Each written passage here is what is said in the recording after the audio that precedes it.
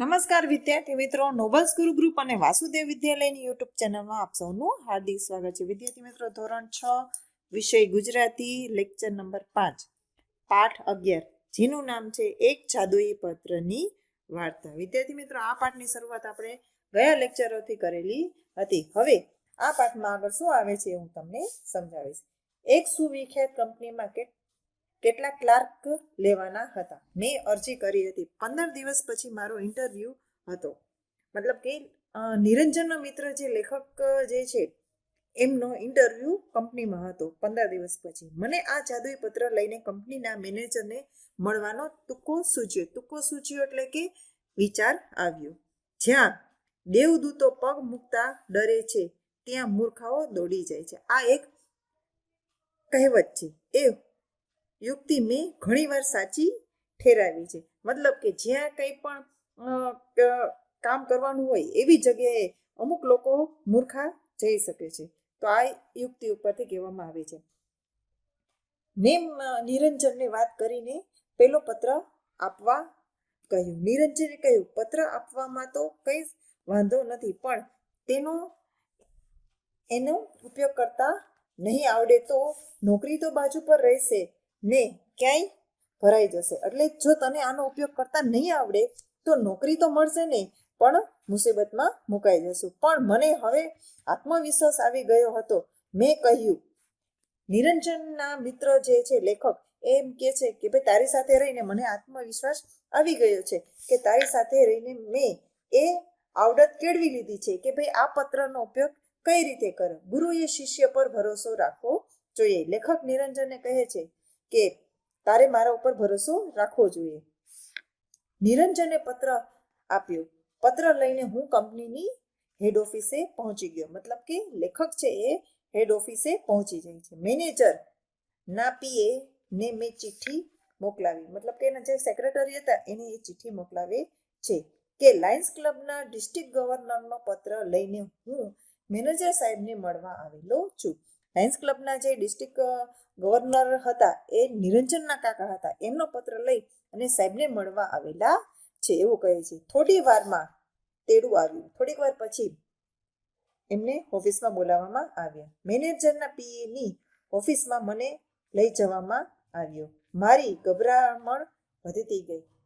મેનેજરના જે પીએ હતા એના સેક્રેટરી હતા એની ઓફિસમાં એમને લઈ જવામાં આવ્યા અને લેખકની ડર જે બીક હતી એ વધવા લાગી.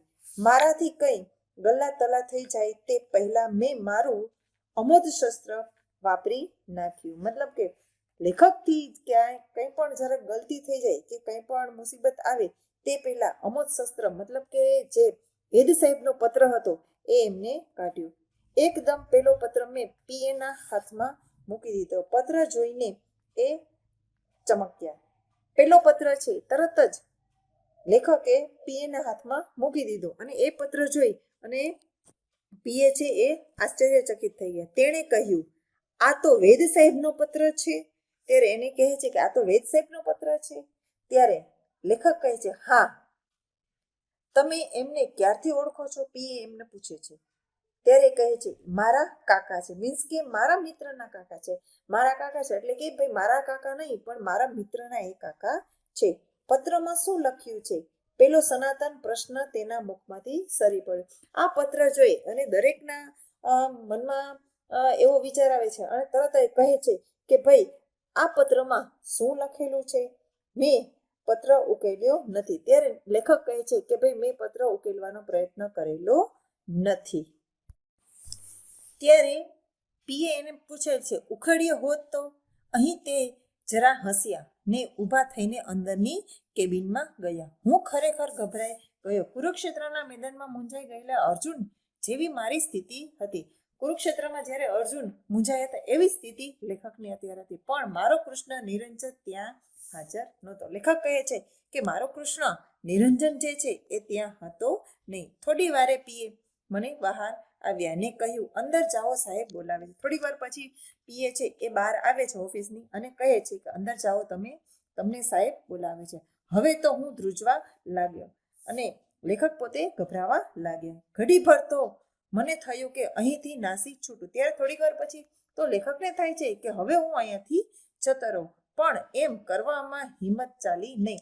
ત્યાંથી જવામાં લેખકની હિંમત થઈ નહીં. ફાંસીની ખોલી તરફ જતો હોઉં તેમ ઘસડાતો પગે હું અંદર ગયો. ફાંસીમાં કોઈને કેદીને ફાંસી લગાવવામાં આવે ત્યારે એ કેદી પગ ઢસડાતા અંદર જાય છે. એવી જ હાલત અત્યારે લેખકની હતી. અંદર સાહેબ બેઠા હતા. હું અંદર ગયો ત્યારે એ પત્ર ઉકેલવામાં મશગુલ હતા. પત્રમાં શું લખેલું છે એ મેનેજર છે એ વિચારમાં હતા. હું જઈને ઊભો રહ્યો એટલે સાહેબે એમને કહ્યું બેસો. હું બેઠો એટલે એમણે પૂછ્યું તમે વેદ સાહેબને કેવી રીતે ઓળખો છો? ત્યારે મેનેજર પોતે લેખકને કહે છે કે વેદ સાહેબને તમે કઈ રીતે ઓળખો છો? મારા મિત્ર નિરંજન વેદના એ કાકા થાય. એમનો મિત્ર નિરંજન વેદ જે છે એ વેદ સાહેબ એમના કાકા થાય છે.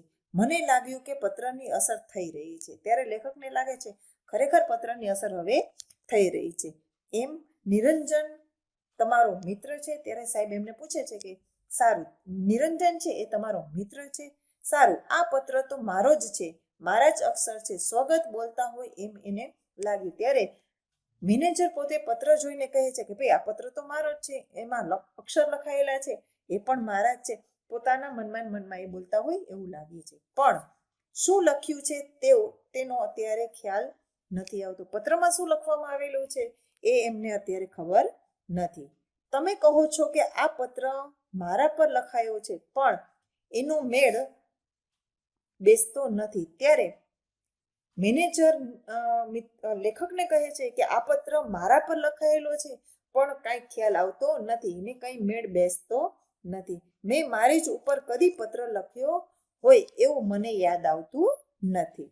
આ સાંભળી મને તો ધરતી ફરતી લાગી. આ સાંભળી અને લેખકને ચક્કર આવવા માંડ્યા અને ધરતી ફરતી હોય એવું ને લાગવા માંડ્યું. સાહેબના ટેબલ પર પડેલા પાટિયા પર મારી નજર પડી.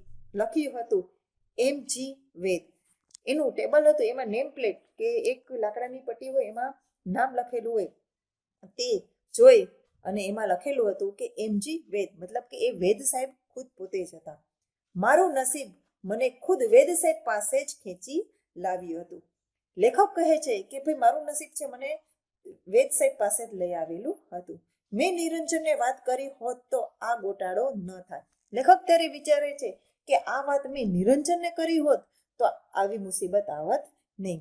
જો કે વેદ સાહેબ તો હજુ પત્ર ઉકેલવા જ ની પ્રવૃત્તિ કરતા હતા. વેદ સાહેબ હજી તો પત્રમાં શું લખેલું છે એ વિચાર કરી રહ્યા હતા. થોડી વાર પત્ર સામે જુએ, વળી મારી સામે જુએ, પછી જાણે સ્વગત બોલતા હોય એમ ફરી બોલ્યા. મેં નિરંજનને એના કોઈ ભાઈબંધ માટે આવો પત્ર લખી આપ્યો હોય એવું યાદ નથી આવતું. ત્યારે એની સામે જોઈને કહે છે કે મેં નિરંજનને પત્ર ક્યારે લખી આપેલો હોય એવું મને યાદ આવતું નથી, પણ આ લેટર પેડ અક્ષર તો મારા છે. આ લેટર પેડ અને અક્ષર તો મારા છે એવું સાહેબ કહે છે. માત્ર પત્ર કોણે ઉદ્દેશીને લખ્યો છે તેનો ખ્યાલ નથી આવતો. મતલબ કે આ પત્ર છે એ કોના માટે મેં લખી આપેલો છે એ મને યાદ આવતું નથી. એ જો ખ્યાલ આવે તો કંઈક સમજ પડે. હવે એ જ જો યાદ આવે કે ભાઈ આ પત્ર છે એ કોના માટે લખવામાં આવેલો છે તો કાંઈ ખબર પડે. પણ ઓલ રાઈટ, તમારે કામ શું છે બધું બરાબર, કંઈ વાંધો નહીં, પણ તમારે શું કામ છે? સાહેબ, મેં અહીં ક્લાર્કની નોકરી માટે અરજી કરી હતી. લેખક કહે છે કે ક્લાર્કની નોકરી કરવા માટે મેં અહીંયા અરજી કરેલી હતી. ઓહો. ત્યારે સાહેબ કહે છે એમ વાત છે, અઠવાડિયા પછી તપાસ કરજો એવું વેદ સાહેબ લેખકને કહે છે. અને આજે હું વેદ સાહેબની ઓફિસમાં ક્લાર્ક છું. અલબત્ત પેલો જાદુઈ પત્ર વેદ સાહેબ પાસે જ રહી ગયો. એનો અફસોસ મને અને નિરંજનને દિવસો સુધી રહ્યો. હવે આ પત્ર વેદ સાહેબનો હતો અને કુદરતને કરું કે ભગવાનને કરું કે લેખકના નસીબ વેદ સાહેબ પાસે જ એ પત્ર લઈને એને લઈ જાય છે. ત્યારે એ પત્ર છે એ વેદ સાહેબ પોતે જ રાખી લે છે અને એનો અફસોસ નિરંજન અને એનો મિત્ર મતલબ કે લેખક છે અને નિરંજને બંનેને ઘણા દિવસો સુધી રહ્યો. તો વિદ્યાર્થી મિત્રો, આ પાઠ અહીંયા પૂરો થાય છે. હવે નેક્સ્ટ આગળનો પાઠ જે છે એ હું તમને નેક્સ્ટ લેક્ચરમાં સમજાવીશ. નમસ્તે.